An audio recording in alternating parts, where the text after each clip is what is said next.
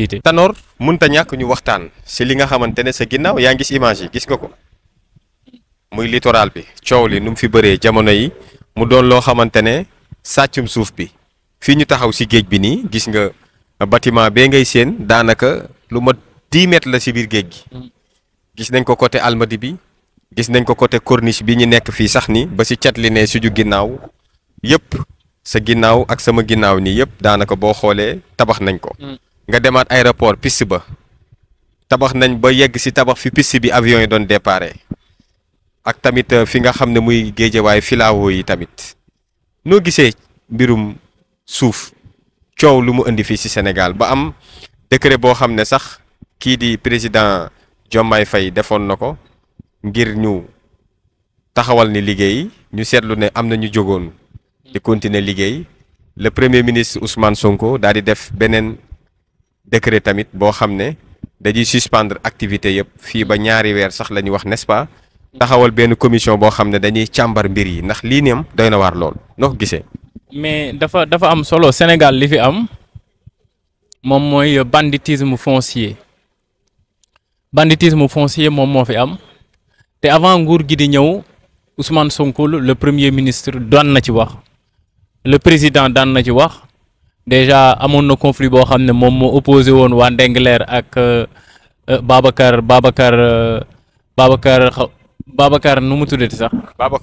Babacar Ngom Sedima. conflit bi opposé woon Babacar Ngom Sedima ak Ndingler Sénégal li fi am banditisme foncier la mais par contre lii dafa gën a garaaw. lii c'est grave. lii dafa gën a garaaw parce que xam nga lan moom moo tax. boo xoolee ci décret bi président jël pour arrêter loo leen liggéey bi nga xam ne commencé woon nañ ko daf ci am benn notion bu am solo boo xam ne daf ko ci wax daf ne dañuy arrêter les travaux sur les dépendances du domaine public maritime. il faut que sénégalais xam benn mbir xam lan lay jëriñ xam lan moo ko protéger ak yan principe moom moo ko gouverner moom mooy le domaine public dafa am règle boo xam ne ou bien principe boo xam ne dafa am solo trop moom mooy le domaine public est inaliénable le domaine public est imprescriptible le domaine public est inaliénable les lois de la république ñoom ñoo ko wax protéger ko moom mooy le domaine public kenn mënu koo aliéner en terme simple moom mooy le domaine public kenn mënu koo dagg di ko jaay lu bokk ci domaine public kenn mënu koo dagg di ko jaay. gars yi dagg dañ ko jaay ko de. ba am na si ñoo xam ne sax am nañ kayit yi légal nee nañ. par contre loolu moom mooy le problème léegi nag moom moo tax commission ad hoc bi président teg loolu moom moo tax mu teg ko parce que am naa ay kayit yu leer ak ñi nga xam ne ñoom ñoo fi nekkoon. ñoom nga xam ne ils sont des libéraux ils travaillaient pour le grand capital ils travaillent avec les plutocrates ceux qui avaient le pouvoir financier ñu nekkoon ci sénégalais boo xam ne sénégalais ki am ak ki ñàkk celui qui avait les moyens de production ou bien en tout cas les moyens financiers il pouvait mobiliser tous ces moyens financiers là pour pouvoir s'accaparer des terres qui n'étaient destinées en réalité qui ne lui étaient pas destinées. Et particulièrement le domaine public en fait partie. Donc question yooyu dafay légitime aujourd'hui commission ad hoc bi vérifier la régularité de ces titres ndax titres yooyu ñu jox leen dañ leen ko jox à partir d'une procédure régulière ou bien c'est à partir d'une procédure irrégulière ils se sont appropriés octroyés ces titres-là ces titres d'occupation en tout cas domaine public maritime kenn mënu cee tabax bu mel na leen lële ngay gis kenn mënu ko cee tabax parce que pour des raisons écologiques pour des raisons environnementales mënuñu ko fa tabax pour protéger aussi la société parce que société bi dañoo am cadre de vie boo xam ne ci la ñu war a nekk moom moo tax état aujourd'hui en réalité état moom mooy régler les différends état moom mooy garantir les intérêts de la société ci loolu la ñu nekk c'est de ça qu'il s'agit fondamentalement donc am na ay règles yoo xam ne moom moo régir le domaine public maintenant commission ad hoc bi dina déterminer ci yan conditions lañ leen attribuer ces terrains là où ils construisent ndax seen titre de propriété yi nga xam ne moom la ñuy yor pour di tabax yii ni c'est des titres de propriété qui sont réguliers ou bien qui sont irréguliers bu nekk ay titres de propriété irréguliers dañ koy nanguwaat bu nekkee tabax ba leen les titres de propriété bu régulier mais état bi dafay def une déclaration d'utilité publique exproprier la personne récupérer waat le terrain parce que fële waruñu fa tabax loolu moom mooy la réalité loolu moom mooy la procédure normale gis nga état dafa am noo xam ne noonu lay doxee domaine public terrain bu ci nekk bu ko particulier bëggee jël dañuy déclassifier domaine boobu noonu buñ ko déclassifier ba pare ci lay rentrer ci patrimoine état mun ko jox ku ko neex mais ndax fii sax déclassifier nañ ko je ne le pense pas parce que fii mënuñu ko déclassifier et encore que domaine public maritime le code moom moo ko xam mu ne domaine public maritime installation yu légère lañ ci war a def waruñu ci tabax bu dëgër ay kër installation yu légère moom mooy gis nga mu ne installation yu légère moom mooy les commerces les petits commerces ñi nga xam ne dañuy ñëw ils travaillent autour de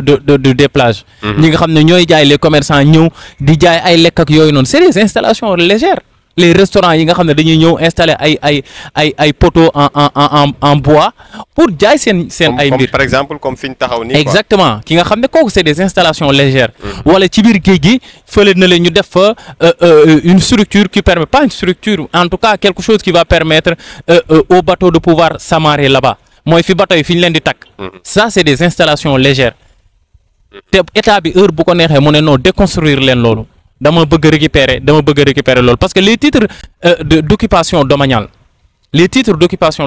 particulièrement sur le domaine public c'est des titres qui sont précaires titre de propriété nit mënu ko fa am c'est des titres d'occupation domaniale yu précaire état bi bu la da lay jox lu précaire parce que heure bu ko soxlaa bu gisee ni respecté woo le cahier des charges rek mën naa révoquer ce titre nekkul titre de propriété parce que titre de propriété dafay accorder des droits inaliénables aux bénéficiaires moom moo tax étant donné que ci domaine public souvent boo defee une demande d'occupation domaniale dañ lay jox un titre provisoire mais aussi en tout cas qui ne confère pas des droits significatifs loolu moom moo tax c'est-à-dire yenn questions yi je pense que le gouvernement la commission ad hoc va pouvoir définir et déterminer toutes les irrégularités qui ont été à l'origine de ce braconnage foncier loolu man awma ci benn njàqare awma ci benn xalaat donc Sénégalais yi loolu la ñuy xaar ci ñoom te dinañ ci dem parce que lii nii ils l'ont établi dans l'illégalité la plus absolue man awma ci benn sikki parce que pour ñu accorder le titre d'occupation ci yi dafay am commission titre de propriété dafay am commission bi am commission environnementale ñu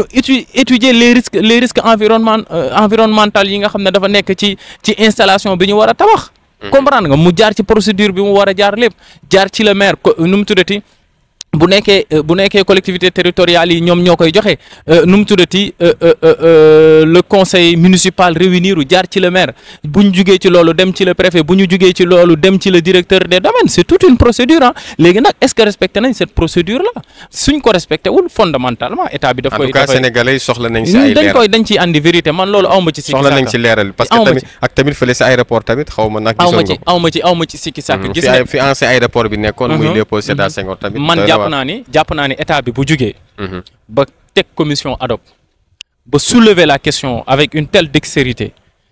dafa am ci lu leer lu mu jàpp parce que domaine public nii kenn du ci dëkk kenn du ci ñëw di ci tabax ay installation yu robuste yu ni mel tabax ci hôtel bay tabax ci kër